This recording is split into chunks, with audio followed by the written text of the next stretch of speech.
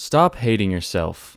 Hello everyone, my name is Ben Dane, and welcome to another week of Life Commentary. Practically every single person on planet Earth has at one point struggled with being happy with who they are or where they are in life. And this has become more and more prevalent in modern day because it gets easier and easier to compare yourself to people who are more successful, more influential, or more happy than you. So what are we supposed to do when these thoughts plague our minds? In this video, I'll be talking about the struggles of self-loathing as well as shed some light on how to move past it. To start things off, let's recognize the fact that we're all human. This is something that's often brought up but equally as often forgotten about. It doesn't matter who you compare yourself to, they are just as much human as you are. This means that they too struggle with issues of self-image and life problems. So then why is it that other people always seem to have their lives more together? At its baseline, it's as simple as the mentality of it's always greener on the other side. It's easy for us to see the issues in our lives and compare them to the successes in other people's lives. But what we don't tend to realize is that other people can't see most of our struggles. They simply see what we present ourselves to be.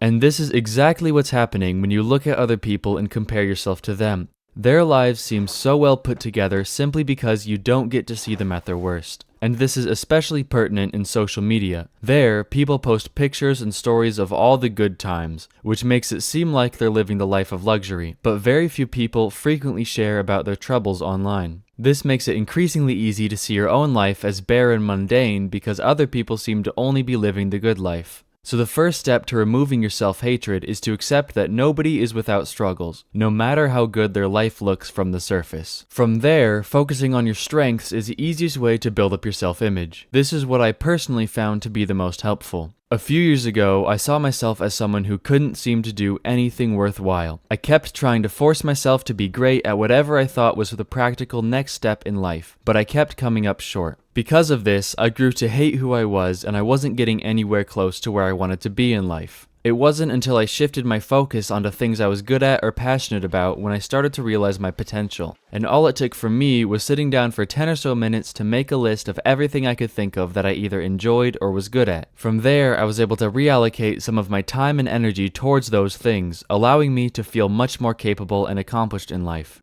Because I took the time to make this quick list of things, I was able to put my life into a completely different perspective that has greatly improved my mentality. And this is something I highly recommend for anyone and everyone, especially those tearing themselves down for not having a path for the future. And on top of simply recognizing the things you're passionate about, by spending time on them, they can act as a constant reminder of how capable you can be in certain areas of life. But after having this moment of self-reflection and beginning to spend more time on things you enjoy or are good at, what do you do from there? If you're someone like me who struggles with seeing yourself in a successful future that you enjoy, use that list that you made to research and find potential careers that implement as many of those things on the list as possible. Or perhaps you're someone who simply struggles with loving your current self. For this, I'd recommend reviewing that list and adding on to it as often as you can to remind yourself of the things worth pressing on for. Lastly, for the people who love to compare themselves to others, remember that what you see in them, whether in person or online, is only part of the story. Nobody has a perfect life, not even the rich and famous. And as cliché as it sounds, it might be best to simply count your blessings. By looking around and recognizing all the good things you have or have done in life, you can gain a greater appreciation for yourself and the situation you're in.